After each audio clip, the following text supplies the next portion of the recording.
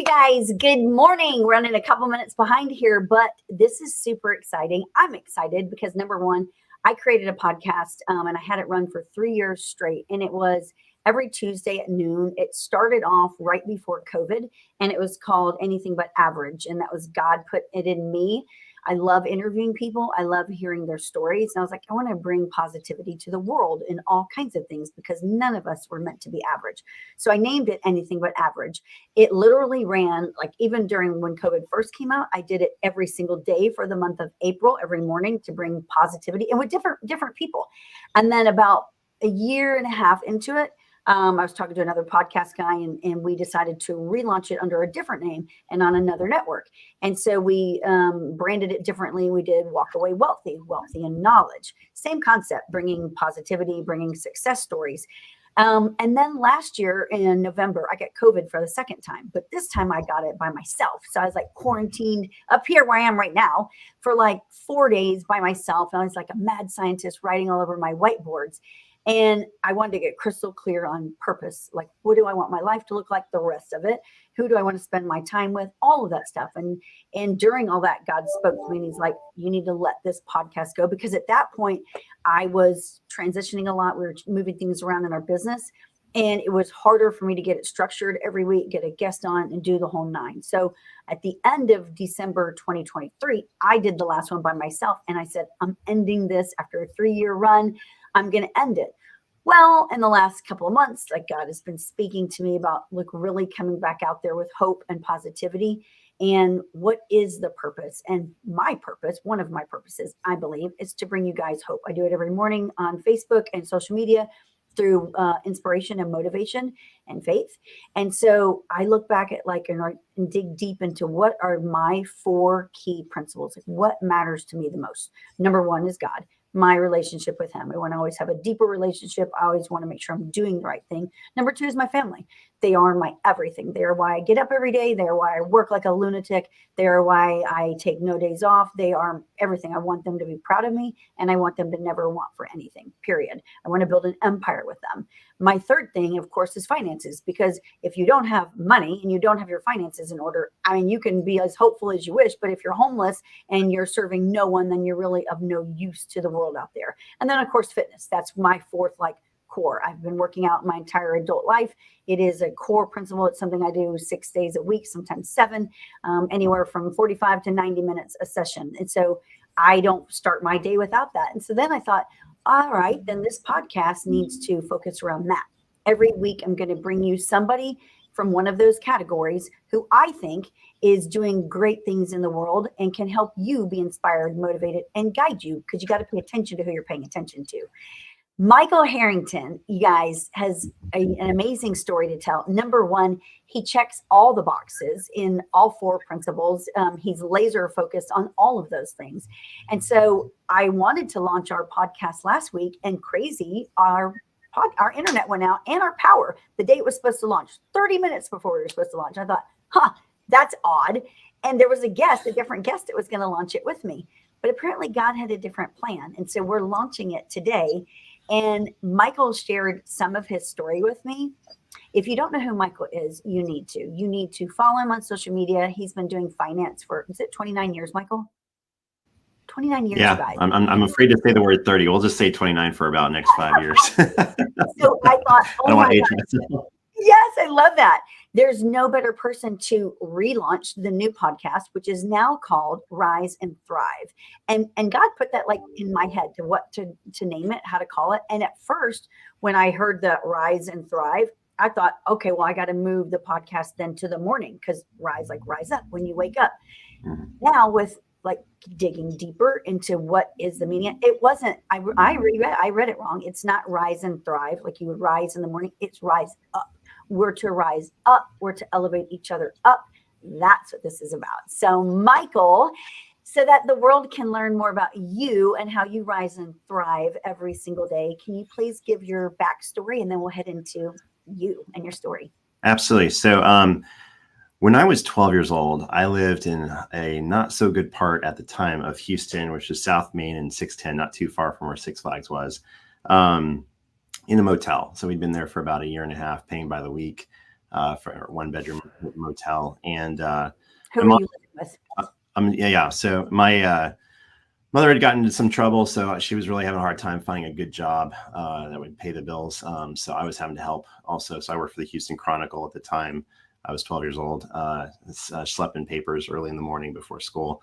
I remember thinking at that point in time, I didn't want to keep living a life like that. I know it sounds weird that a 12-year-old thinks that way, but I was telling you before that I would get a briefcase I literally couldn't open. I got it from a thrift store, and put myself in a shirt and tie, one of those clip-on ties, because you don't know how to tie a tie at age 12.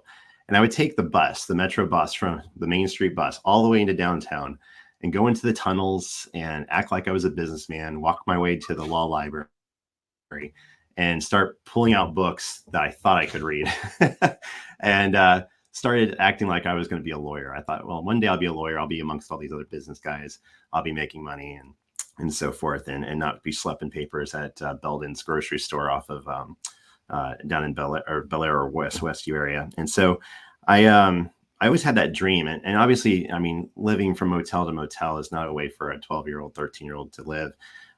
When I turned 19, I had left home by then and decided to go into the real estate world. And luckily my mom had a friend who was a mentor for me in the mortgage end.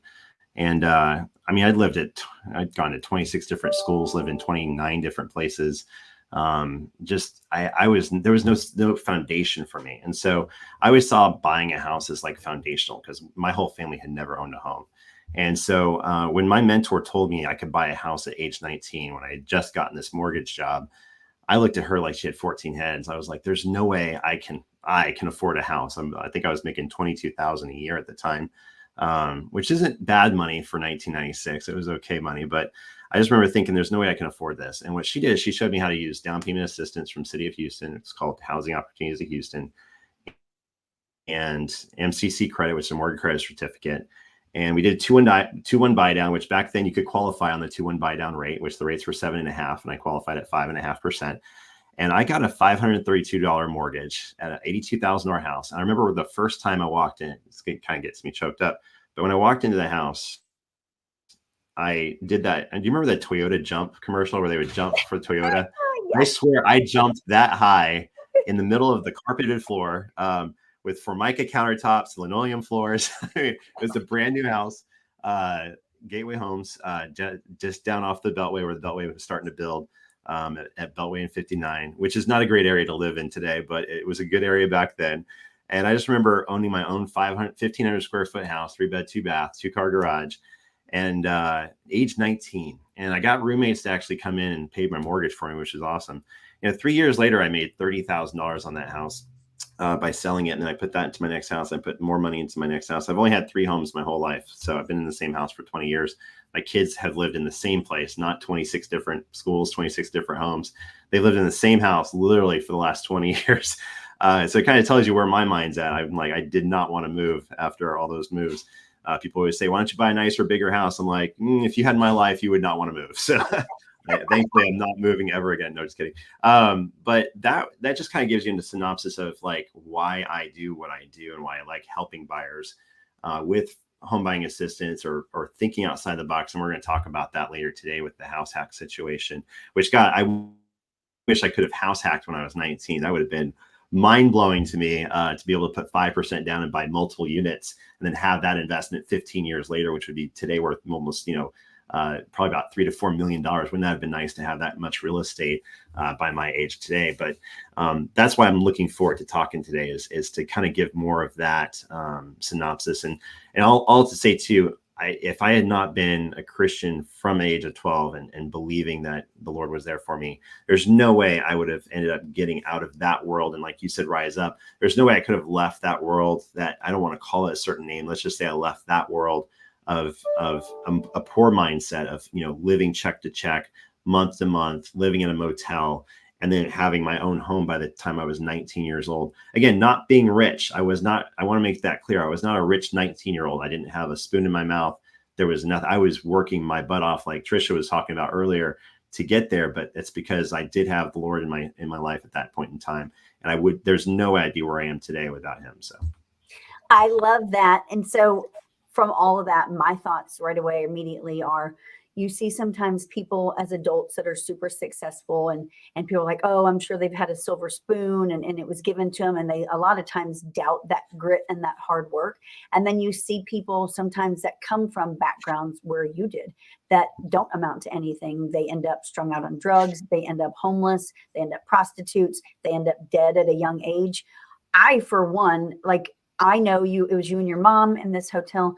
What in the world like kept you so grounded from going off onto the deep end with the wrong crowd? Like, how did you stay away from that?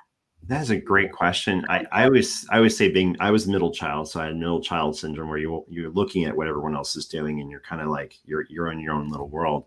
I looked at what the rest of my family was doing, and I did not want to be that. I didn't want to go to jail. I didn't want to have kids out of wedlock. There's a lot of things that my family did over the years that I just was like, I don't want to end up like that. I don't want to end up in those shoes.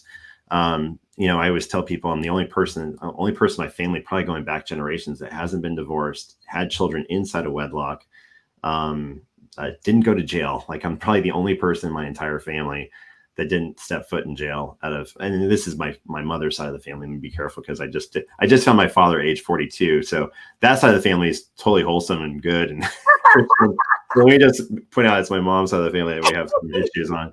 I don't want to throw my dad under a bus, because he's fine, and he's still married after 50 plus years. So that's a whole other story. Anyways, 23andMe, I thought I was going to find out I was Irish and English. I'm like, oh no, I found my real dad. That was and he's still alive. That's even better. But yeah, it's been the grounding aspect is having Lord in my life, and then and really focusing more on other people and not myself, and not being selfish, making sure I took care of others first. I think having a caring attitude towards other people can also really help you get out of that lifestyle or that life itself, because it's easy when you're selfish or self-centered to be focused on just you. And when you're focused on yourself and not others, I have a feeling that you're going to start walking down paths that are of your own mindset, rather than what the Lord's put before you. So I just think it's so cool because, again, at the age of 12, you're out in the world on your own, where most are not. And you pretty much, like, you didn't have friends. You really didn't have supportive family. You were separated from your siblings. So it was you against the world in a dark place. I know where you lived, and that wasn't a safe place at all. And you guys that are paying attention to this, like, I'm a big believer, like, if he can do it, so can I. Like it says behind me, yes, you can. When you listen to that story, and I would encourage you, I'm not going to make Michael share a whole lot more because we are on a time constraint, but it will leave you speechless, like, oh my gosh. And to look at him today, he is, like you just heard, he's been in his house for 20 years. His kids know no other home. It's got a wonderful, stable marriage. His family comes first. God comes first. His business, like, he is a great husband, father, business owner, all things. So coming from where he came from and living the life that he leads now, like, if he can do it, so can you. So I want to thank you, Michael, for sharing that with everyone. Thanks for letting me share it. I really appreciate it. Yeah. Now, for you guys that are thinking about finances, thinking about wealth, they say the way to true freedom and true financial freedom is through investing. That's the only way to get there. You can't live check to check and think someday you're just going to be wealthy like Warren Buffett. It doesn't happen. And so Mike and I were talking the other day, and we were talking about this thing called house hacking. And I was like, oh, we got to talk more about that, because so many people, realtors, consumers, lenders, everybody is trying to, like, get that get rich quick thing. There isn't really a get rich quick thing. There's not a get skinny pill. There's none of that stuff, but there are strategies, and there are things that you can do and you can learn from others that will help you build wealth. So Michael is going to share with you this thing that he's calling house hacking. Michael, take it away, please. Awesome. So as of November of this past year, the biggest entity that we deal with in mortgage lending is Fannie Mae and Freddie Mac. They're the ones that guide all our guidelines and so forth. And so, it sometimes requires that you think about how much property can you purchase for a certain price point and what's the maximum allowed. Well, when you buy one unit or one particular property, there's a maximum allowed amount that you can go to with 5% down and do it with Fannie Mae or Freddie Mac, and that's 767. So that's the current number. It goes up about every year. Usually in January, we see the new numbers for FHA, and for conventional FHA is 498,000. Well, if you buy multiple units, you can actually go even higher, which means the more you buy, the more equity you'll earn dollar for dollar. Because let's say you buy $1 million house and you buy a $500,000 house. Well, both those homes are going to go up about 3 to 3.5% in Houston per year. So, Trisha, if you buy $1 million or a $500,000 house, which one goes up more per dollar? Like in regards to actual dollar amount, it's going to be the $1 million house, right? That's the one you're going to make more money on. Because 3.5% is going to be 30,500 there versus 15,250 on the $500,000 house. So, if you're making more, as long as you have a strategy to where you're also not paying more, then that's where house hacking comes into play. You can buy multiple units as long as you live in the first one. So let's say it's a duplex. As long as you live in one half of a duplex, it's considered owner occupied. And you can buy a duplex and then rent out the other side, hopefully for more than half of what your mortgage payment is. So that way the house hack part is you're paying less for your part or your mortgage per se, if you were to split the two in half. So give you an example, because sometimes people are like, I still don't get it. Okay, so if you buy, let's say a $400,000 duplex, okay, so you're thinking $200,000 per side. Well, if you're renting one side for $2,500 on a $400,000 place, and it was supposed to be even $2,000, let's just use a 1% rule. Let's say the mortgage was $4,000. Well, if they're paying $2,500, you're now only paying $1,500. But let's add 2 more units to that. Okay, now you're paying $0. Follow me for a second, because now they're paying 500 per, 500 per, 500 per of your side of the mortgage. And the house hack is you might be as little as $0. Meaning you're paying $0 for your mortgage because you've got renters paying for your mortgage. So the whole point is you're actually investing those units as well. And I have a little, I'm not going to show it today, but if people are interested, I got an entire presentation wrapped around this, whether it's a 2-unit, a 3, or a 4-unit purchase, and you can actually show them where they're going to earn equity over a certain period of time. And after 30 years, I showed $6.6 million on a $350,000 per side fourplex. So a fourplex with $350,000 per side, total amount of revenue and rental and in income information. You have to have it paid off. You're at $6.2 million of value that you have that you're now earning rental income off of. Or let's say you sold it 30 years from now for $6.2 million. As of today, that'd be a lot of income. If you're making 5% on your money, you could live off of the $300,000 income 30 years from now. So if you're 25 years old and you're looking to retire by 55, which for me is not far away. I wish I'd started this. I'm like, oh, I wish I'd done this when I was 20.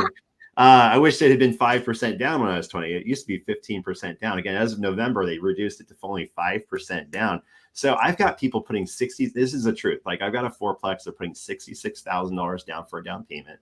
They have to have a certain amount of reserves because we want to make sure that they can afford the payment in the case that they lost any of their renters. So we do require 6 months of reserves. So let's say they have a total of $100,000 all in, but they're only using 66 of it towards down payment. Builder pays for all the closing costs. Check this. They are only going to end up paying $527 for their unit with the rentals that are in place for the 4. $527 for their mortgage if they have 3 renters. That's house hacking. $527. Let's say they stay in the complex and they keep increasing rent.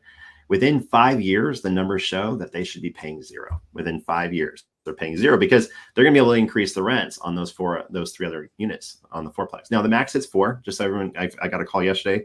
Trish, and they're like, I want to do 7. I'm like, it limits 4, so you can't buy 7. I get some interesting phone calls, but here's the thing, Trisha. I could show you like on here. This is yesterday. Okay, these are leads. 3 of these leads are house hack leads. That's 3 of them are from realtors saying, how are we doing this? And I'm like, well, lucky for you, I know how to do it. I'm not going to show your lender how to do it. No. But what we're doing is we are combined. We've got builders that we go to and we say, we're going to combine these units. We do it with a survey, HCAD, city of Katy or city of Houston, whatever city it's in.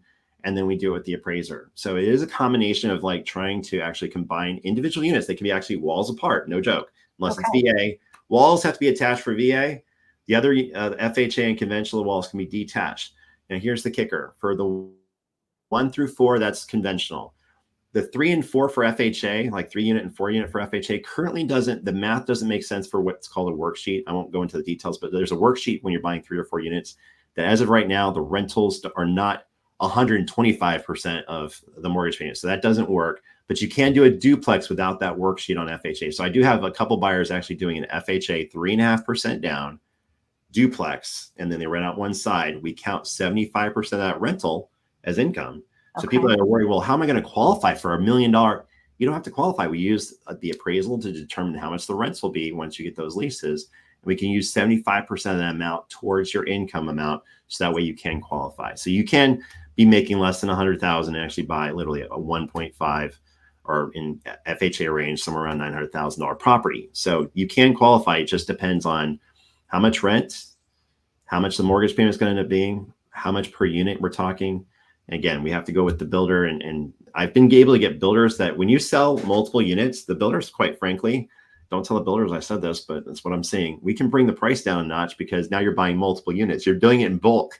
So now you get to say, hey, look, Mr. Builder, I'm not buying 1, I'm buying 4. So because I'm buying 4, I would like this much off or this much towards incentives. Normally, builders don't like to knock the prices down on townhomes when they do that because it affects the integrity of the appraisals for the rest of the units. Yeah. It's called integrity of appraisal. We want to make sure that the sales prices stay high enough for all the other unit owners. They either bought before or are buying in the future. So I always say, ask for incentives. Ask for, a washer, dryer, fridge, the kitchen stuff. You can ask for appliances. That can be part of a package. You can ask for blinds because that's attachments to the property. So there's things you can ask for without having to actually ask for the price to come down, which will help you if let's say you're going to be a landlord. Yeah. A landlord has to put appliances in a house. A landlord has to also put blinds up on the windows. So there's things that a lot of these buyers don't think about if they're buying 4 units that could cost them $20,000, $30,000 right out of the gate for those other 3 units. So we try and help the buyer understand, hey, look, you're thinking about your unit, but you still have to make sure that there's locks on the doors, that there's blinds on the windows, and that there's appliances in those homes because you are renting them out. That's about $7,000 to $8,000 per house. So if you've got 3 of those, that's $24,000 that you need to think about in regards to those other units. So we think ahead for the buyer, help the realtor and the builder kind of negotiate that deal to where my buyer is not going to be heavily out of pocket beyond their down payment or beyond their repairs. So. Okay, a couple of questions on that. I know I talked a lot. I'm right sorry. Away. No, right away. I'm excited. Yeah, I love it. And so one thing I hadn't thought about, like you just said, it doesn't have to be attached walls. So could this be for single family homes? Yes. So you would so that's actually a majority of my duplex, triplex, and quadruplex are not originally duplex, triplex, or quadruplex. Okay. There's single families that they do have to be sitting next to each other. Okay. They cannot be across. So if you've got a townhouse on this side of the complex and a townhouse over here across from the parking lot, that will not work. They have to be side by side. So there has to be that 5 foot or whatever easement between the two, because we are going to be combining those on a survey, going to HCAD, combining them in there, and then we have to go back to the appraiser. So then you definitely would have to go to new construction because that's the only really way to control that. Correct. Okay. And is that then if you did it that way with there's 4 in a row, walls are not touching, that's conventional, correct? If it's 4, yes, it's conventional. If it's just 2, it can be conventional or FHA. Okay. So if it's 4 and it's conventional, is it still only 5% down? Still 5% down. Yeah. That is insane. I know. I literally have someone at, I think it's a 1.3 million. Yeah, 1.3 million with 5% down. So it's not jumbo. A lot of people get the idea that they have to go jumbo. No, nope. If you look up your conforming loan limits, it's based on how many units you buy. So it'll literally have columns of, single, 2, 3, and 4, and 4 will go beyond that. So if I'm a buyer, and I'm even thinking of like a first-time home buyer that, like you said, they don't have to make a lot of money because the property is going to qualify for itself because it's pulling rents in. It's 75% occupied, right? Right. So if I'm a first-time home buyer and I know new construction has a surplus of inventory and I'm ready to go buy my first home, I should be going and buying 4 homes, right? Yes, and we are talking buyers that say, I see how much buyers have in their bank, and so I'm actually mentioning it so here's where I'm helping realtors that are coming in with a single buyer, like someone who's just buying it singularly. I'm actually talking to both the realtor and buyer. I'm showing them, here's the difference between you buying one single unit investment property and here's what it's like to buy a fourplex, and here's what it's like to buy just one by yourself. So I'm showing them 3 different scenarios, literally on a side-by-side chart, where I'm talking to the buyer and I'm like, look, you've got all this money sitting earning nothing in your bank account. You're sitting at less than 2% earnings in your savings account. What if we took just a portion of that and applied it towards you buying multiple units? Because the unit you're wanting to buy has 2 more units next to it, and this builder is willing to combine those units. So how would you like to have your first 2 investment properties? Follow me for a second, Trisha. Like, that's 1 set of closing costs, not 3. Yes. Okay. So you get to buy 2 more units without having to put 25% down, which is about what you'd have to put for a normal interest rate on an investment property. Follow me for a second. You'd have to put 25%. So they buy their own place. They're going to have to save $90,000 for a $350,000 house. And they're going to have to save another $90,000 for another house. Okay. I bought one of these investment properties. The builder sold me an investment property before this whole 5% down thing came out. And I was hitting myself in the face saying, oh my God, if I'd waited 1 year, I could have put my son, because it's still considered owner occupied if you do a family opportunity loan, and he's in college. So I was like, I could have put him in a place next to U of H, had him owner occupy one of the properties as an extension of my owner occupancy. And we could have rented out the other 11 rooms to students, and I would have been making $11,000 a month in income on a $5,000 mortgage. I was like literally punching myself. I could not believe that I just bought an individual unit as an investment property for 25% down in the same area. I was like, oh my gosh, I wish this had come out before, and it didn't. But it's one of those things, hindsight's always 20/20. Oh, yeah. But oh my gosh, if I was one of these buyers or one of these real estate agents, guys, the realtors that are realizing what we can do, they're like, oh, you're saying I can make, I hate to say it, but you get to make 3 times the amount of money because now you're doing 3 sales in the process of 1, like 3 instead of 1. Sometimes these buyers are already interested in doing a duplex. I'm like, well, why are you doing a duplex when you could do a 4? Why do duplex? Do 4. You've got the money. You've got an extra 33 grand. You've got the reserves. And here's the thing: you're going to be renting one out. Why not just rent out the other 2? Yeah. It's the same listing. You literally don't even have to change pictures. Like, you can say this is a representative of a picture of what the unit looks like. You could literally have 1 listing copied twice, and you've got 3 listings for rentals, and you get them rented out, and you're now a landlord. The cool thing is you're on the end, and you're the landlord that has access to those 3 properties, because you're right there. You're seeing exactly what your renters are doing. You're able to stay on top of your renters, keep the property up, make sure everything stays nice, that they keep to the HOA. Because again, you're now on-site landlord for a total of 4 properties, 1 being the one you live in. It's just, it doesn't get better than, and you're basically living there for, you could get to the point where you're living there for free if you buy at the right price. You really can. So. Okay, so you mentioned the word reserves, because again, and for you first-time home buyers, I know this is probably foreign, but a lot of real estate agents tune in, and you guys need to pay attention to this. So if I'm a buyer and I've talked to you and I'm like, oh my gosh, I want to go do 4, I want to buy 4 doors, 4 of them. What kind of reserves do I need to have? You need to have at least 6 months reserves. So 6 months of the mortgage payment. So 1 month reserve is the total mortgage and payment, it includes the total of the HOA, even if you're not paying the HOA monthly. It's inclusive of that. So if you have a $5,000 mortgage on this big plex, or let's say realistically it's closer to 8,000 to 9,000 because you're buying 4. So 8,000 to 9,000, you're gonna have to multiply that times 6. So 9 times 6 is $54,000.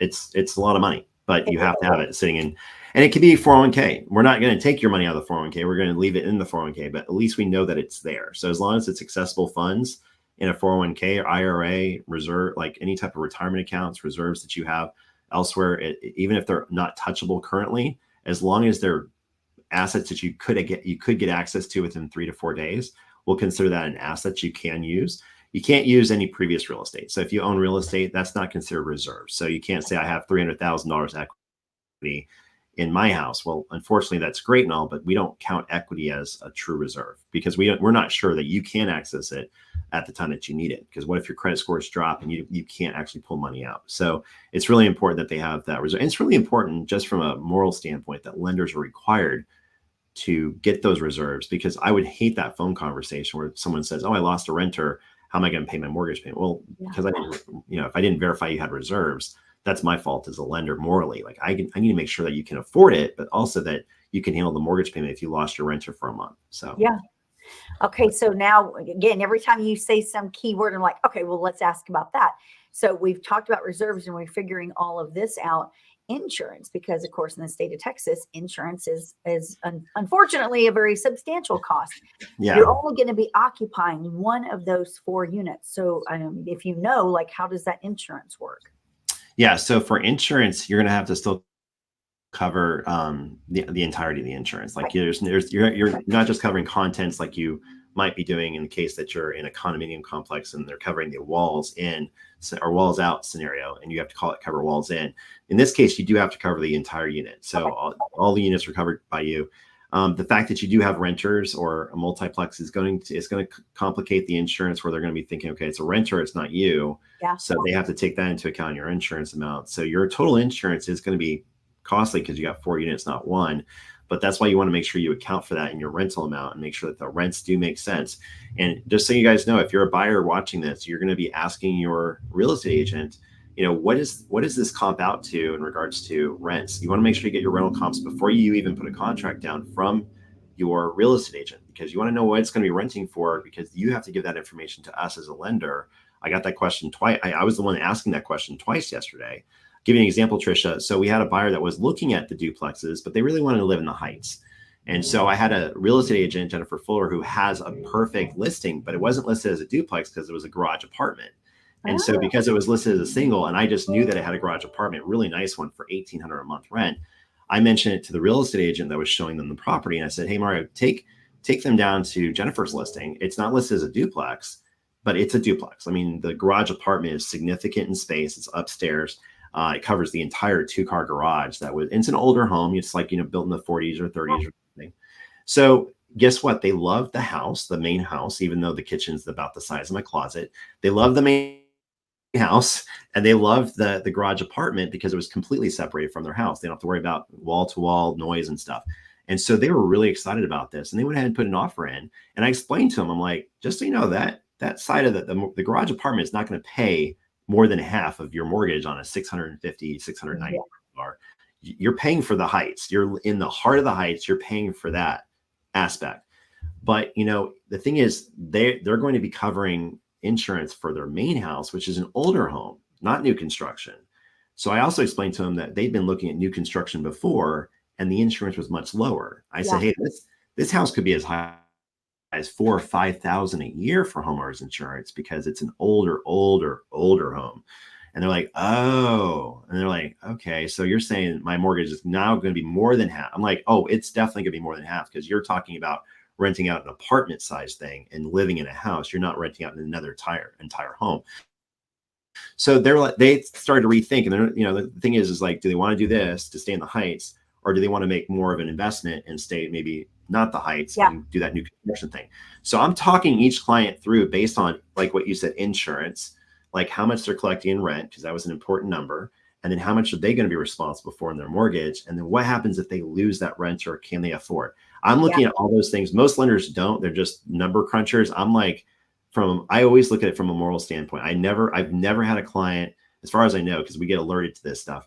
I've never had a client go into foreclosure with knowledgeable wise. I've had people call me before they went into foreclosure and said, what do I need to do? And then I've helped them through that modification process. Even though I don't get paid to do that, I always want to make sure buyers are going to stay in their home, because I lived in the eviction world back when I was a kid, like I mentioned. I mean, when I say I lived in a lot of different places, it wasn't by choice. It was usually because my mom was getting. And people always wondered, Michael, how is it you can always pack up a truck so fast? I'm like, well, when you only have 2 hours to pack your entire home, I'm an experienced person. So I could have, yeah, who needs 3 men in a truck? You just need 1 man in a truck. I know how to pack that place by myself. At age 12, I could do it in a heartbeat. So, but the thing is, you want to make sure these clients are aware of all aspects. So I'm glad you brought up the insurance, because the insurance, you're right. Texas, it's up 42% this past year.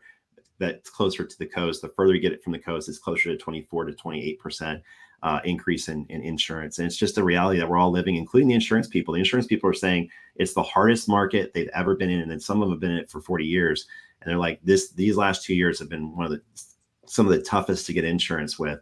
So Trisha, I do look at insurance carefully for the client to make sure they're not paying a high deductible. A lot of insurance companies are over covering the home well beyond what the value of the house is. So I send a copy of the appraisal. I point out page 2, the replacement cost, to the underwriter for the insurance company and say, you now have proof that this is the replacement cost. Please bring it down, because he doesn't want to pay a $6,000 deductible. He should only be paying a $3,000 deductible if something happens to his home. So that's huge in and of itself. Now, I'm thinking of, like, when you were just talking about, number one, we need to talk about credit score, because it's showing right now, data shows that the average American, of course, is in more credit card debt than they ever have been. Savings are depleted. Yet we've talked about how they can qualify in reserves. What does credit look like for somebody wanting to house hack? So I've done a house hack with as low as a 606. I'm not saying it's a suggested thing, but I did a 606 on FHA house hack for a duplex. He'd been through a divorce situation, and unfortunately they both just, didn't take care of their stuff a couple of years ago, and they were just right at the 2-year mark of getting past the credit that was negative. I would suggest, if we're going conventional for the 3 or 4, it does take that into account that you're buying a fourplex into your credit score. I honestly think if I didn't have beyond a 660, I mean, like, if the score is not above 660, I don't think my fourplex, if I put it in the system, is going to approve. It does base the approval on all the information. So when you are buying multi, the credit score requirement is most likely going up, because it wants to make sure that you can pay that mortgage. It's a higher mortgage. If you're going to, it's a higher risk to the investor to try and sell a duplex, triplex, or quadruplex. It's like selling a log cabin or selling. It's going to be harder to sell on the open market, because not as many people are looking for it. So you're looking for a select few people. Nice thing is a select thing that people do look for. And when people are like, well, so are people going to be looking for duplexes when I need to sell my home? I tell people, look, I literally had a listing agent change yesterday from a single to a duplex, and one of my other buyers found it within literally an hour. And I said, you're not gonna believe this, but when you change that to a duplex, I have multiple buyers that are looking for duplex, triplex on HAR, and they now want your listing. And I was like, they're like, oh my gosh, I didn't think it would. Yeah, there's people specifically looking for 3-car garages, pool, duplex, triplex, because again, they can't afford a large mortgage because of where rates have gone to. Right. So their ideas, they're hearing about like things like what we're doing right now. There's going to be hashtag house hacking Houston. And so they're looking for ways. They hear about it. They're like, ooh, what's house hacking? It sounds kind of cool. Like hacking, anything hacking is kind of neat. It's like, I drive an RV, you drive an RV. Probably one of the first things we looked for was, space hacks for RVs, right? Like, and my wife found so much cool things that it was like, go gadget this for the RV, right? And then my sister drives a Jeep, and she has all these little, because she does all that beach sand stuff with all her friends up in New York. So she showed me some of the stuff in the back of her Jeep, and it was like go gadget umbrella. It was like this big, and it turned into this massive umbrella. And I'm like, oh, I got to have one of those for my RV. So house hacking is basically hacking the ability to not have to pay a full mortgage and just pay a portion of it. And that to me is, I mean, right now, I think people are looking for that ability by looking up the word duplex, triplex, and quadruplex in HAR. They just like multifamily, and boom, those multifamily listings pop up. So if you're, and Tricia, you can agree with me on this. If you're a builder and you're not listing a duplex, even though you can list it as a single, you can list a commercial and a residential at the exact same time, right? You can put it on LoopNet and you can put it on HAR. You can list a single, and then you can list a duplex with the duplex price on the same units, okay, online. You can do that. And I highly suggest it if you're a builder, because buyers are looking for it. It's how we sold Victory. I have got a builder that built on Victory. We sold 4 of his places. 4 of the 6 were sold on my idea of house hacking. That's how he got the sales. He listed 2 duplexes, even though he sold them also individually. Yeah. They didn't sell individually. He sold nothing individually. They've only sold as house hacks for FHA, both duplexes. Okay. Because people have that interest in making money, or sliding their mortgage payment down by using the rental on the other side. I mean, whatever the result is, it's based on need, right? So the need is, I need to have a lower mortgage payment over here, and then you're going to take that little slice of the rent and pay towards your mortgage payment. That's why people are doing this. Well, and a couple of things too, because like Grant Cardone says, the more doors you have, the quicker way to build wealth, right? So immediately, a couple of things you've said again. you talked about a house that had a garage apartment, then now that's a duplex. When I think of a duplex, I think that it's two units together. They're touching, but you're saying no, that we can do duplex and other things. Right. Crazy. I know. You can have 10 feet between, if you look at some stuff in the Heights, you might see like, I've seen a triplex and it was completely separate walls. Like it was a garage apartment type thing. And then it was a little, casita right in the back. Yep. And then the main house. And they called that a triplex, even though they're not attached at all. So they don't have to be attached except for VA. Again, at least from what I've been told, VA, they do have to be touching walls. But the fact that somebody can even do a VA loan with these is like insane also, because your mind, if you're in the real estate world, you don't think like that. No. And it's zero down. So I've got one yesterday. It's a veteran. They want to do zero down, and they wanted this particular builder. This builder actually had the two units connected. Okay. And so when she called me originally, I thought she was looking at some of these other individual units. So when the realtor called me, I'm like, I'm sorry, but on VA, the walls have to be attached. She's like, well, here's the listing. And she sent me the listing, and they were attached. Like it was a duplex attached with separate driveways. Okay. Looked the same on both sides. But again, there was not even like any wall. Like it was just one big farm looking house thing. And it was in off of TC Jester, where we're seeing a lot of townhomes going up. Yeah. Was it something acres? I'm forgetting now, but it's near Garden Oak Forest area on the north side. And so something acres and acres homes, I think. So it's that little area where we're seeing more and more townhomes going up. I was like, oh yeah, we could totally do this VA. And at first I thought we were going to have to get all that done before, because VA usually requires that the entire thing be put together already in order for us to do the loan. Whereas on the other ones, I can do the loan first, get pre-approval, then start working on the property prospect. Because what a builder doesn't want to do is then put these properties together, the buyer bounces, and now we've got a property stuck together that we have to unstick, which is very difficult because it's only once a year that they do this at Harris County. And it's in January. You can put the properties together and have proof that you've done that. The problem is getting proof that you have undone it before January. So if you do it together, you're selling it together. Welcome to Real World Builders. And so that's why it's important to have a lender that has given you a real full approval, and this buyer is proceeding for it and not going to cancel right before closing. So there's a risk to the builder a little bit, because if that buyer bounces and you're working with some shady lender that doesn't know how to put those properties together, which we've now had two lenders that absolutely did a botched job because it wasn't me. Buyer got a lower rate from somebody and said, well, I'm going to go with this guy that's from Missouri, doing a Texas property. And the guy had no idea how to put the property together, didn't do the appraisal correctly. And that deal completely fell apart. And I told the builder, I'm like, this is why I told you I need to be in charge of that. But this process, I've gotten it down to a science. We could get it done in 3 weeks. This is my specialty now. Like, let me do my specialty. So it's really important that if you do work with a lender, that they know what they're doing with putting the property together. If you have a builder that's never done that before, you're gonna have a problem, because the builder has no idea how to do that process. And so I'm teaching the builders how to do it, but it's a process because it's not easy.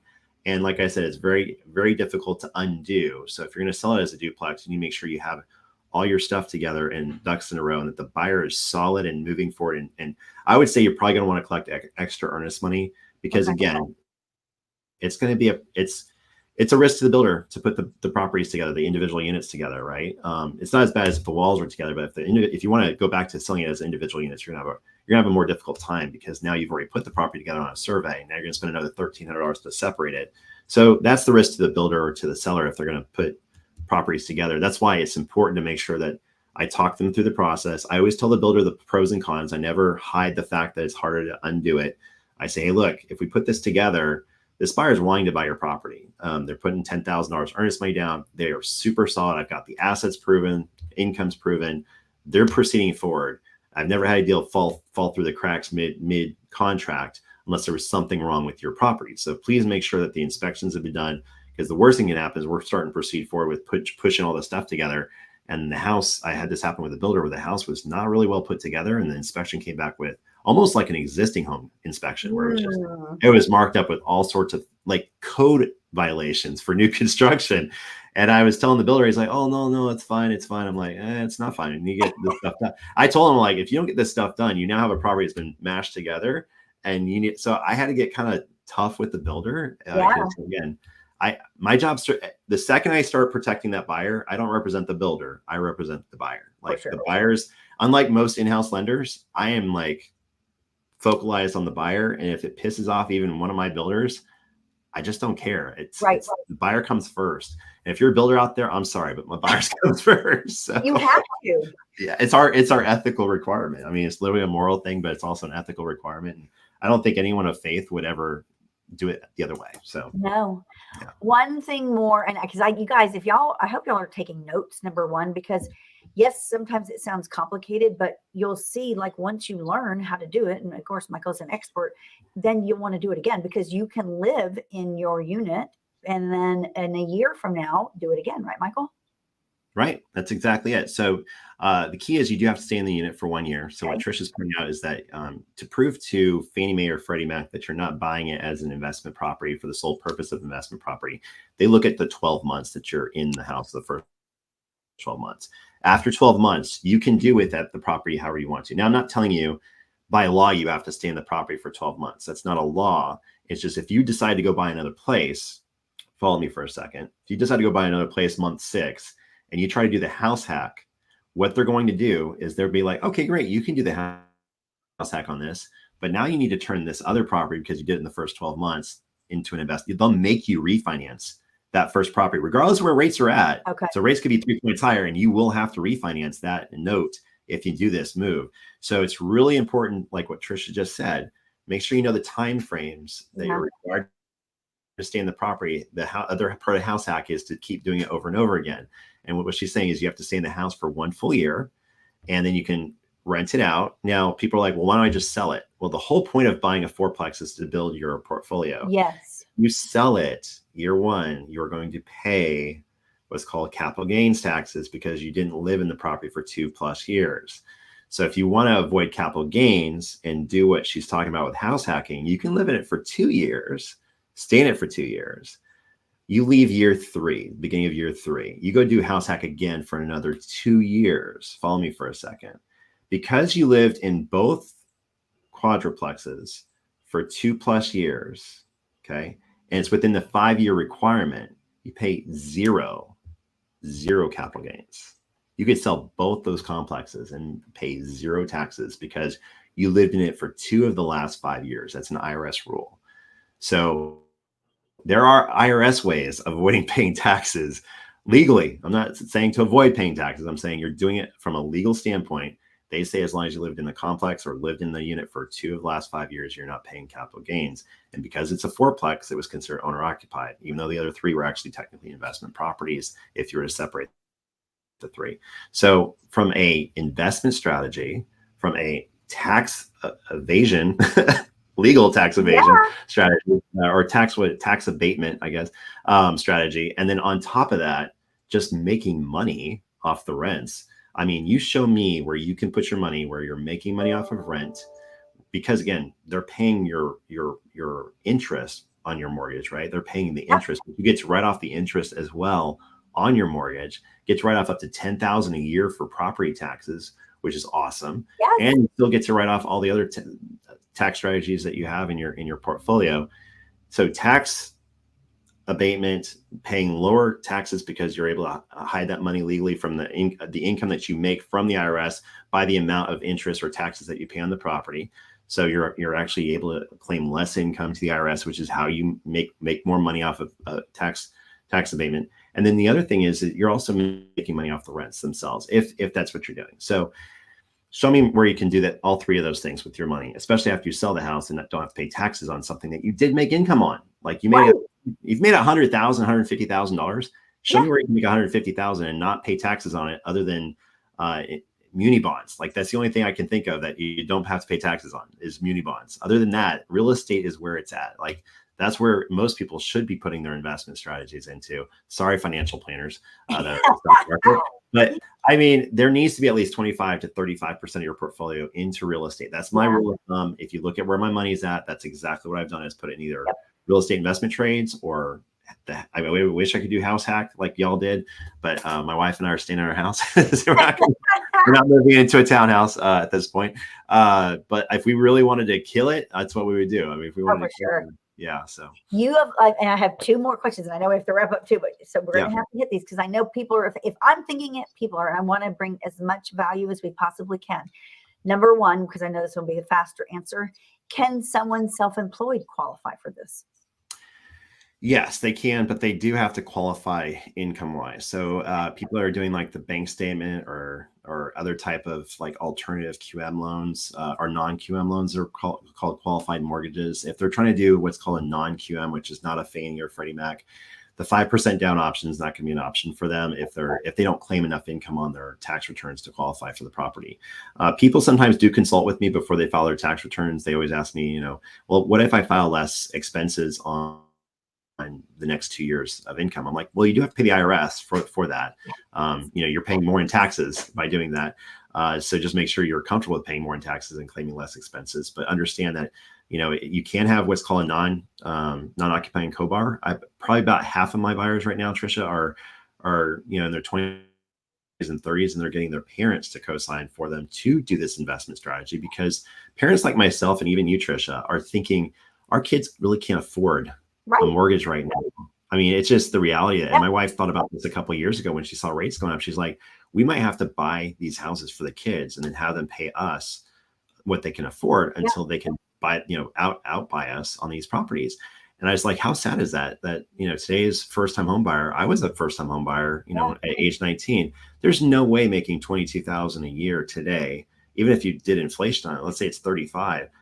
There's not a house in Houston I could afford to buy that I wouldn't have to fix up and wouldn't be dilapidated, walls falling in. I mean, so it's not a fair world right now in real estate, whether you're in the lowest cost of San Antonio in the entire nation or second lowest cost is probably right here for larger cities. It's Houston, because you can't afford Chicago.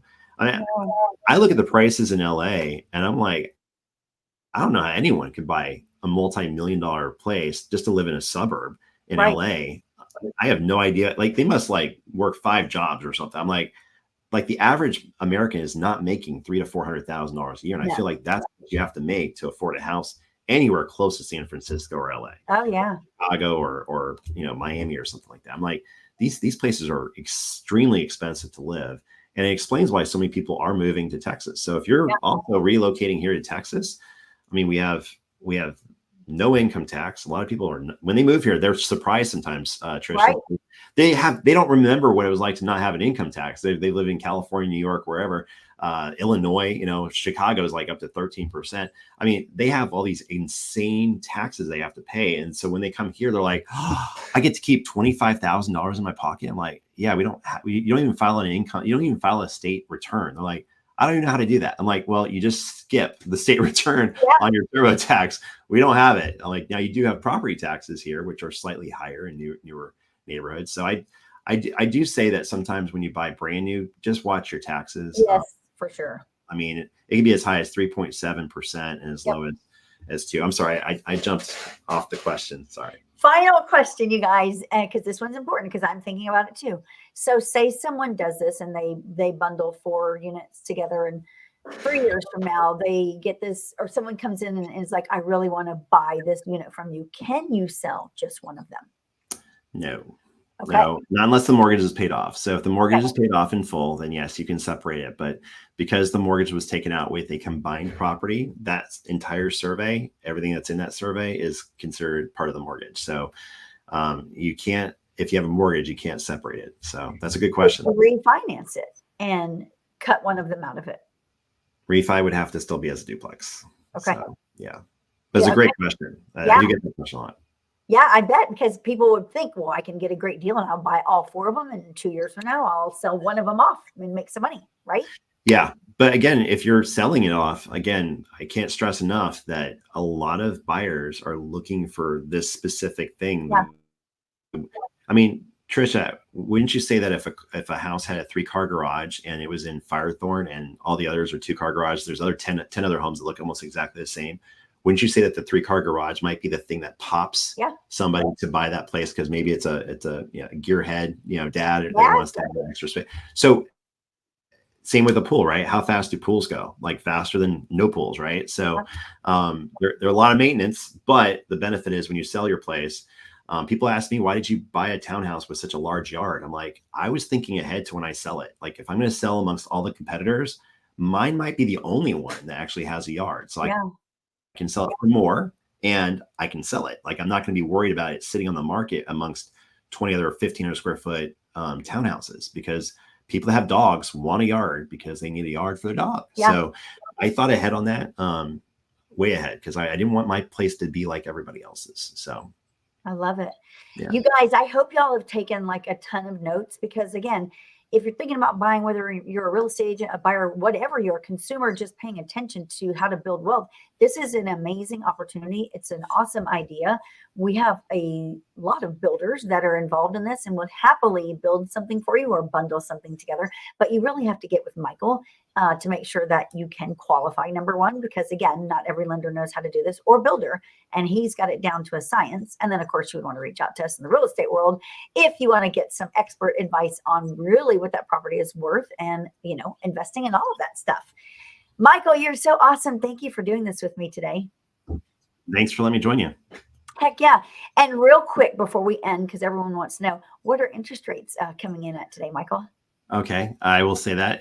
So interest rates, because I have to give a range unless I'm giving you APR. So I would say that between 700 to 760 credit score, you're looking at about 6.5 to 6.6% interest rate on conventional, and we're as low right now as 5.5% to 5.75% on FHA for that scene. Love it. So if you're a home buyer out there and you're going to be like, I'm just going to keep waiting for these rates to come down. Number one, we don't have a crystal ball, but rates are already down. Like, what are you waiting for? Buy now. That's it. Yeah. Buy now. I would. Yeah. Every week, you guys will be here at 9 a.m. Central. Rise and thrive. Rise up. We want to help you with your family, your faith, your finances, and your fitness. So tune in next week to see which guest is going to be on. And you guys have an awesome day. Thank you, Michael. See ya. Bye, y'all. Bye.